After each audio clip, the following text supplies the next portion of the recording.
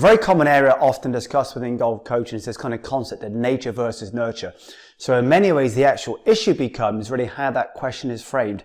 Nature versus nurture. Which one are you? We like to kind of demonize and often polarize. Are you this side or are you that side? Is it very much what mum and dad gave us, or is it very much done through they've been nurtured, say, for example, through their coaching background? So the idea really comes back to then, it's much more, when we look at the true organic form and true evolution, is much more nature alongside our exposures and then how we chose to experience what we've been exposed to. So rather than nature versus nurture, which one are you? Nature or are you nurture? More realistically, it's nature, what mum and dad gave us, and then really what we've been exposed to, and then how we've been allowed to experience those exposures. So being very mindful, for example, of, say, adolescent or kind of younger players is really what we expose them to.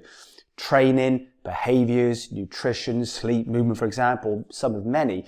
And it's then being very mindful that we allow them to experience in their own way what they've been exposed to, rather than trying to make sense of someone else's experience and then trying to understand what it meant to someone else. That's almost kind of ambushes in some ways their own kind of nervous system, their own way of actually experiencing, for example, then what it means to them to then have, for example, those exposures. So rather than nature versus nurture, it's a bit like talent in some ways. You could define talent really as the idea of ability alongside capability. How capable are we at using our abilities is one of many definitions of almost the idea of talent. So we're looking at kind of nature versus nurture, rather than nature versus being the issue, which one are you? It's much more nature alongside our exposures and then how we've allowed the player to then experience what they've been exposed to. That's a much more organic, much more meaningful and a much more sustainable way of seeing actual development of players, rather than the idea of nature versus nurture.